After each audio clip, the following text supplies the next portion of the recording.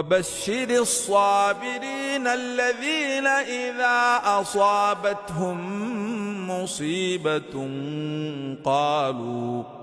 قالوا إنا لله وإنا إليه راجعون. أولئك عليهم صلوات من ربهم ورحمة وأولئك هم المهتدون.